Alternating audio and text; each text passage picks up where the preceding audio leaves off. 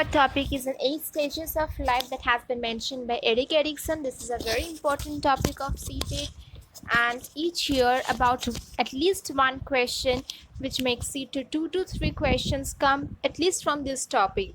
So you need to learn about this topic with very full attention. And this is the topic of child development and pedagogy, so it's a common for both paper 1 and paper 2. Moving towards the topic, I'd like to request every one of you to please subscribe our channel, those who are new at here, and if you like our video, then please click the like button. So as I have said, you just need to go through this diagram. Here the 8 stages are given in details. In the later part, I have explained that in a chart with some rows and columns. In these rows and columns, you just need to learn about the stages.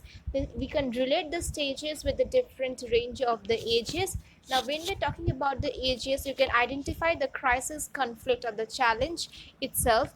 And when we're talking about the crisis, we can easily identify it with the relativity of this event that will take place. Now after this event, I'm going to explain you with the activities and the outcome of the success and the failures with it, which will help you to give an explanation and to clear all of your doubts with this. Now I'm going to talk about the infancy at first. It is from the birth to 8 months from the conception. So after birth to 8 months, the child develops mainly a crisis of trust versus mistrust. So this is the first one, the trust versus mistrust. And here the important event will be of feeding, its love and care. The activities are that the parents nurturing the ability and care for the child due to his visual contact and touch is emphasized. The outcome is that the child develops an optimism of trust, confidence, security if properly being cared and handled. And if a child does not experience trust, it may develop insecurity, worthlessness, and general mistrust towards the whole world. The next is that it is an early childhood. In this early childhood, it extends from 18 months to 3 years. Here the child develops a crisis of autonomy versus shame. The important events as said about is control, coordination, toilet training. So what does this activities is of? The child learn to control and coordinate its muscle, walk and talk, appreciate and understand different gestures, and also learn to control the natural processes.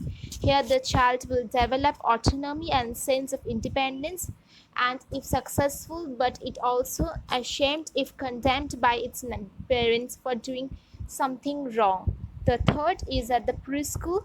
The preschool is from the age 3 to 6 years. Here the child develops a crisis of initiate versus guilt.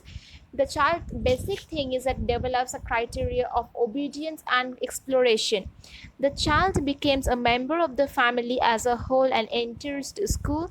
It learns to obey the adults beside its parents, develops a sense of equality with the peers, play games, handle equipment, and fit in the new routine of the school day.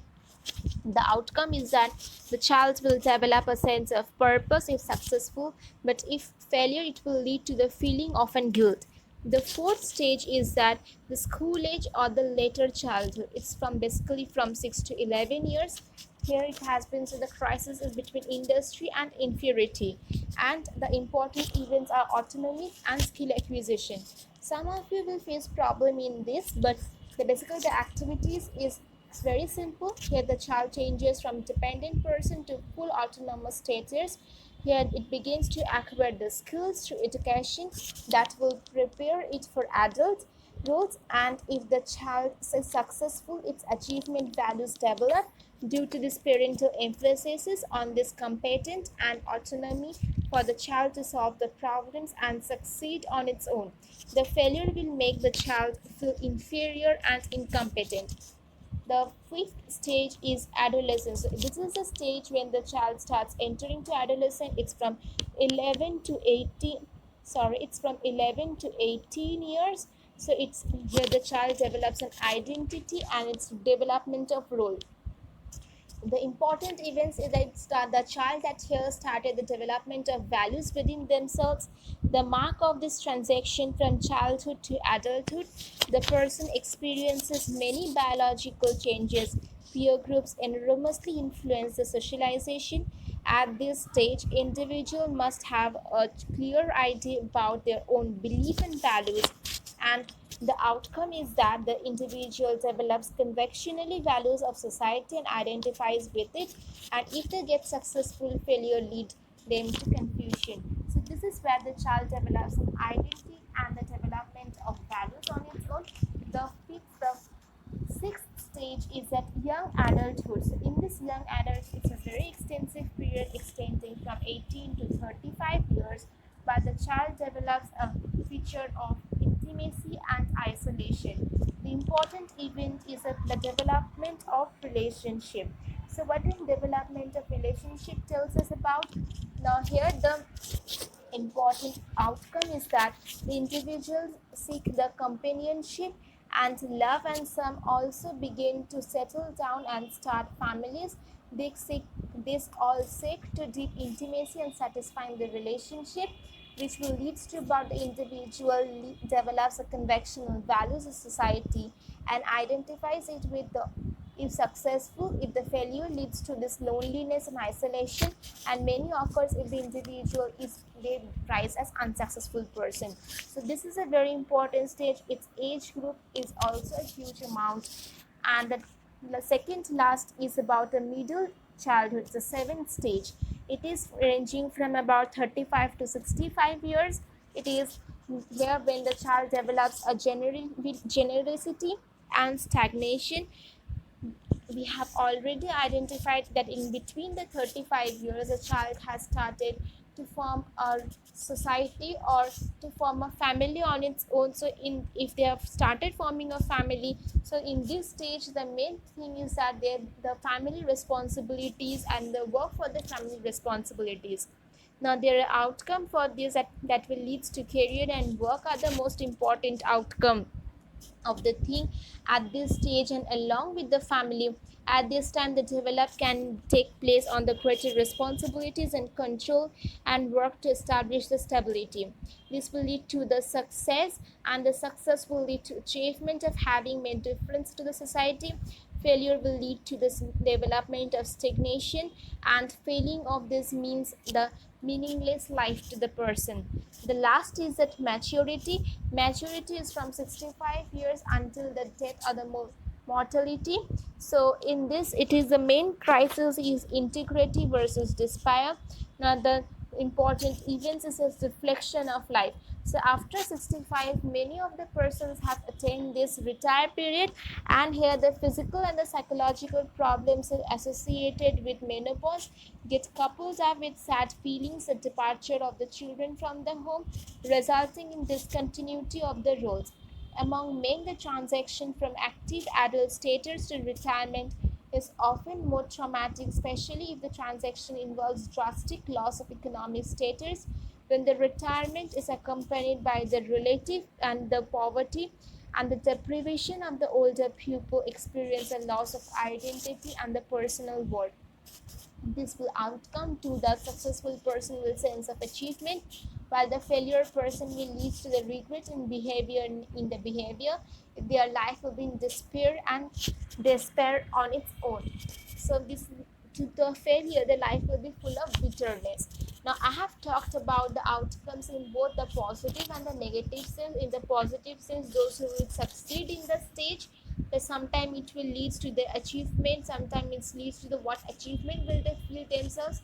And I have also talked about the negative sense, that is their failure, what the failure feelings will cause to the person, or what the failure will lead them the stagnation, what the stagnation will result to the person.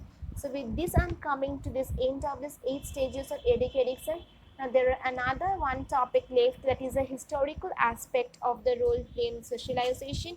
There is nothing important in this topic. You just need to know the characters, that is the social solitary play, character play, parallel play, associate play, and cooperative play.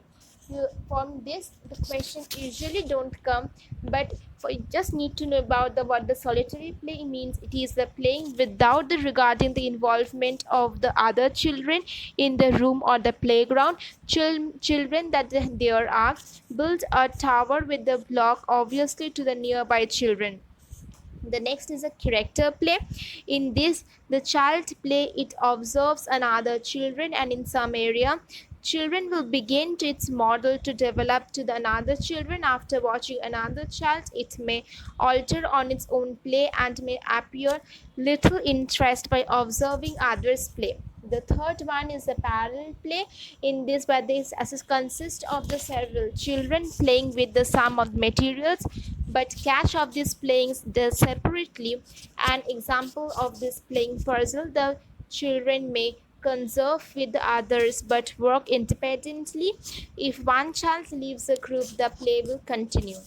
Associative play is the fourth one, in which the play has loosely been organized, giving and the game is already being decided upon. For instance, the children may run around the room, pretend to be an aeroplane, and they can have no definite rules in for this playing. Their rules will be that which they will form by themselves.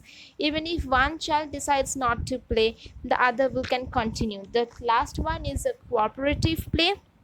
Now, in this cooperative play, children learn to assign roles and depend on others for the achieving their goal of the play. For instance, if a children want to play house, they need to others to participate in the role for one or more. There can be a parent. Several children can act as a role of players, deciding to drop out the playable episode to meet up this end of the whole of the play.